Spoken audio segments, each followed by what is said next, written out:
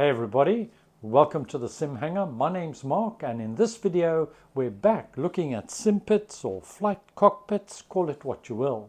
I've already done a video on Next Level Racing's Boeing Military Edition flight cockpit, and I've also done a preview of the newly released Flight Seat Pro and Flight Stand Pro, which is what we've got here.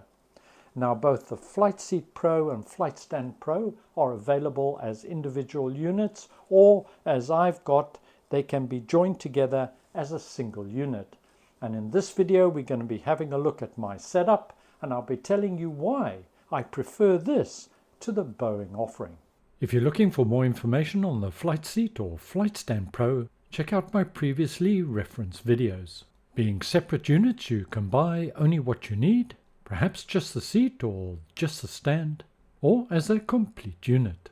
By comparison, Next Level Racing's Boeing cockpits come as complete units. When we combine the price of the Flight Seat Pro with the Flight Stand Pro, it's more expensive than the standard offering of the Boeing Military or Commercial Edition from Next Level Racing. So it's definitely a considered purchase, and for the more committed simmer. However, I still prefer it even at the more expensive price, and I prefer it for a number of reasons. First and foremost is this fairly large, stable and substantial front plate, which makes it far easier for the mounting of peripherals, and especially so if you're more into GA flying, airline flying and so on, although arguably also suitable for military jets and that sort of thing, as you can mount multiple MFDs and so on. The other thing I like about it is the whole unit comes on lockable caster wheels, which makes moving the unit, which is fairly heavy and unwieldy if it hasn't got those caster wheels on, it makes it so much easier and simpler.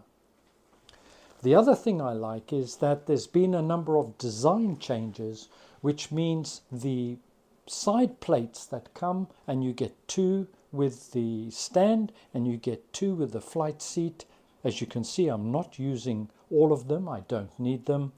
But those design changes mean in a lot of areas you can change the width of the arm, and also the height can be adjusted, allowing for far more configuration.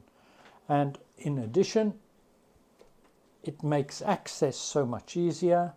For example, I've got a flight stick and my keyboard here. I can just push that out.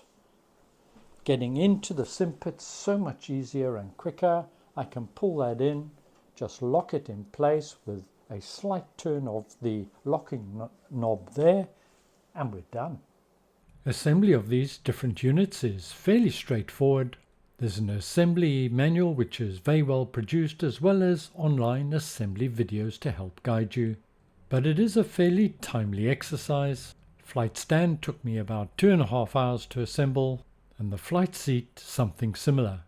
Before positioning your side plates, it's worthwhile considering what sort of configuration you're aiming for. Otherwise, you could end up with an element of disassembly required. Size-wise, in comparison to the Boeing, it is slightly shorter, more compact, but the stand itself is considerably wider by about 200 millimeters. I've had this unit for probably 6 weeks or so, of which I've been using it on a regular day-to-day basis for about 3 weeks or so. I've had multiple different configurations as I try and settle in. This is where I'm happy at the moment. Is it my final config? Well, perhaps not, but I thought you might be interested in just having a look at some of the detail. First, I've got the honeycomb yoke mounted on the front face plate. It's very sturdy, it doesn't move at all. It's ideal. I've also got the Flight Sim Builder GNS 530 430 unit here, and I'm finding I'm using that more and more often. I just love that unit. I've got the flight stick and keyboard here. The flight stick I'm using mainly where in conjunction with the Bravo throttle quadrant, and I put on the commercial handles and so on. In terms of the Bravo throttle quadrant, this isn't a standard plate fitting.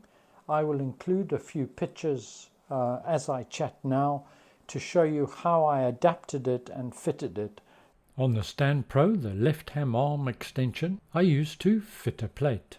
I used this plate here as I wasn't using that, but I didn't require the mounting assembly underneath, so I removed the bolts, so I ended up with just a flat plate.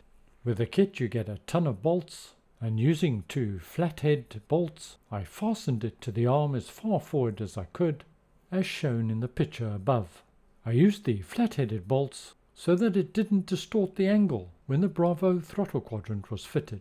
Fairly straightforward and easy to do, and the big benefit I've got now is that I feel the Bravo throttle quadrant is perfectly placed. I can see all the autopilot lights and buttons, all the switches, and I can change and manipulate all the throttles exactly as I need to.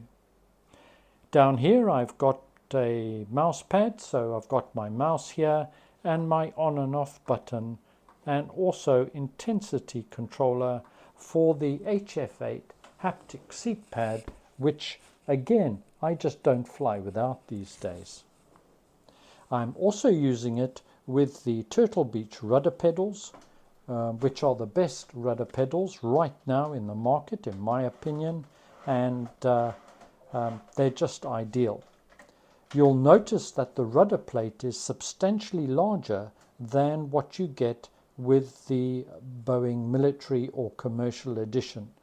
This one will accommodate just about any width and size of rudder pedals. The other thing that I've done, which you may be interested in, is that if I decide I'm going to fly, say, fighter jets or helicopters, I have my trusty Thrustmaster Warthog already installed, and I can simply bring that up and use it. I just tighten it up here, and I'm able to use it without moving the yoke at all. It doesn't interfere. Again, I fly very regularly in VR, so the fact that that yoke's there is not a major problem. And of course, just using the 2 wheels at the back, I can remove it from its base plate, and so I can retain the use of the knobster here. Again, something I'm using very regularly when I fly in VR. If I'm not using it, it's not a problem. I can just simply push it forward.